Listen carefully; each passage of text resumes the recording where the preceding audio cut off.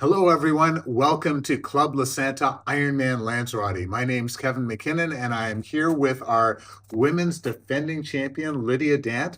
Lydia, that's got to sound pretty cool when you hear that. It does. It's not a sentence I ever thought anyone would be saying to me. Let's go for that. But it's awesome. So, what an amazing story.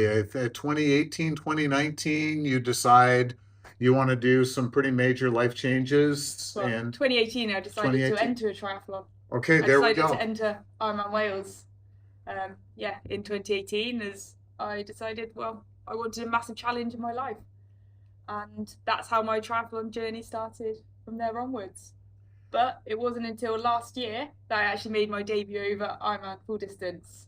So what happened along the way? So you So decide that you're going to do Ironman Wales. yeah. How fit are you? Are you like a super fit person? Oh, no, no, no, no, not at all. So in 2018, so I had a road bike. I'd bought that. It was a £500 road bike. It was a Trek 1.2 WSD, the women's specific design. I'd done my research and worked out which one would probably work best for my budget. Got a road bike.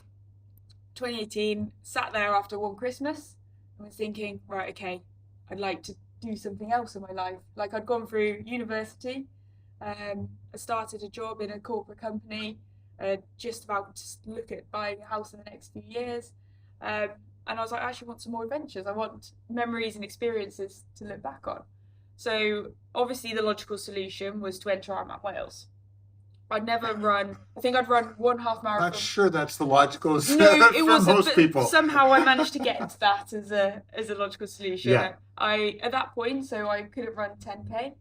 I thought 30 miles was a long distance on a bike to go out for, and I actually didn't know how to swim. Um, so a bit of a learning curve to get to that point. And I recognised early on actually to do this because what I didn't want to do was to just tick it off the list. I didn't want it to be a bucket list item, just one, get your t-shirt, finish this medal, be done. I wanted to use this to actually change my life. And that's why I was patient. And I also got support of a coach. So since I started my triathlon journey, I've been part of Passion Fit, which is a coaching business based in Cheltenham. Okay. Lauren Ward leads the coaching business, and I'm coached by her husband, Tom Ward. Okay. And I have been since I started on this quite early on, because I approached them in about April, May time. And so Ironman Wales is a September race. I did have a pretty honest conversation with Tom, and he said, look, basically, you haven't left yourself enough time. We could possibly get you round, but you're not going to enjoy the experience of preparing for it, and you're probably not going to enjoy the race. And the likelihood is that that wouldn't then have any longevity for you. So I thought about it, and I was like, do you know what? Yeah, fair point. I didn't just do this, like end this to kind of just tick it off. I was like, I'd rather take my time and know that when I get to a start line, I've done what I can to prepare to the best of my ability. And that year I decided to enter Weymouth 70.3. And that's in 2018. Okay. That was my first half Ironman experience, Weymouth 70.3. And that was the year that it was horrific storms the day before. The DNF rate was through the roof. But I went and I did it, and I thoroughly just loved the process. I then thought, oh, do you know what? Maybe I could have, if I keep on chipping away over winter, let's see where I could get to. So I'd only had a little bit of sustained consistency for a few months, and I finished Weymouth in about seventh in my age group. And then I started to think, oh, maybe I could qualify for 7.3 World Championships because that was going to be in Nice in 2019. Okay. And I was like, we had quite a few people already from Passion Fit qualified, and I was like, that sounds pretty cool to be able to go and share that experience of racing at a World Championship event together. Yeah. So it's like, right, that's it, goal set for like 2019. Let me get to Staff's 7.3, which is a June race, and see if I could target that as a qualification for Nice in September. So 2019 had quite a good block over the winter. Came out to Lanzarote for a training camp. Okay. Went back home and started to get a few issues.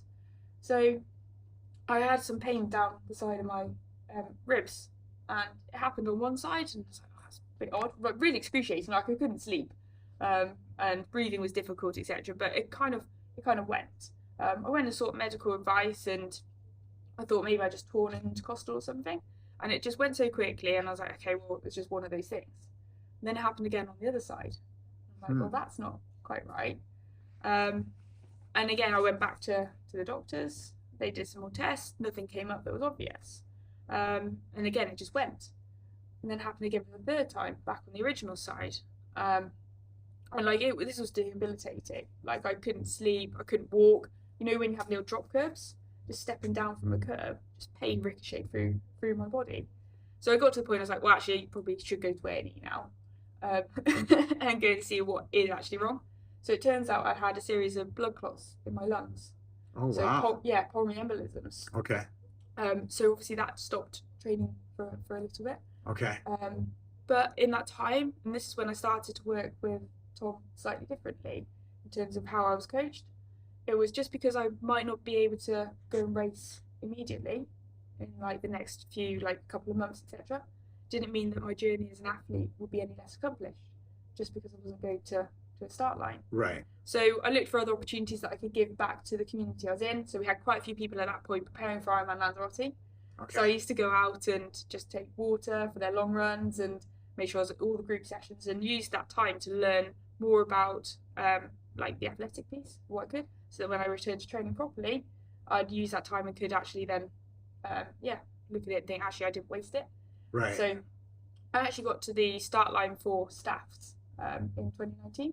Okay. Qualified to go to Nice and got to race for everyone in. Well, that's awesome. That later on and that year. So that's 2019, and then you fast forward like within a couple of years, you're with a pandemic in the middle. Yeah, the pandemic, but you get to the point where you're winning the volcano triathlon here in Lanzarote, and then become an Ironman champion. Yeah. It's like quite a journey there. Yeah, it's not one I necessarily thought. Well, I thought that I might have the potential to achieve a pro license through British Triathlon, but I didn't necessarily realise that I would be able to achieve what I have. What you have. And where do you want it to go? That's a good question.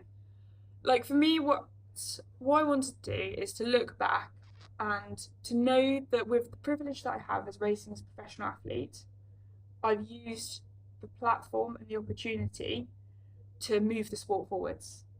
Okay. So I want to look back and think in however many years' time, I mean, hopefully I'll have a long career that spans 10 years plus. I've, like, whether it's a small action or a big action, I've paid it forwards. What I see at the moment is a lot of people taking more from the sport than they're putting back in. And for me, that feels wrong. Okay. I want to make sure that I never knew that how taking up triathlon when I started in 2018, if someone had told me this was my life now, I would have never believed it at all. I'd be coming back to Ironman Lanzarote as defending champ, racing as a professional athlete, living the lifestyle that I lead. And what I want to make sure is that any platform privilege, my behaviours, my actions, that might inspire one person to take their life in a different trajectory, to make a different decision. Yeah. And that's what I'd rather do. Is it doesn't matter to me about, like, this is the contradiction. The better you perform, the more platform you get, right? So that's why I'm dedicated to preparing myself to the best of my ability to become the best athlete I can. But it's more than that. I want to continue to move myself almost to become a better version of myself. And that's what I'll be more content with. If I unlock 5% less because I've done other little things, like I run a bike fitting business, I coach athletes, I look for opportunities to like give back to the sport in like the local community and wider, that results in 5% less of my actual athletic potential, then that's great, because it is great because I've given that back. Yeah. So if I never won another race, but I know that I've prepared to the best of my ability to be a better athlete, but also a better person, and that means more. So that's what I'd like to look back on, is know that with the privilege I've had, the opportunity of racing as a professional, that I have hopefully contributed more to the sport than I've taken from it. Sounds pretty awesome, and good luck on Saturday. Hopefully that platform gets raised a little bit more with another win here. Thank you very much. She is Lydia Dant. I'm Kevin McKinnon. Thank you for joining us here at Club La Santa Ironman Lanzarote.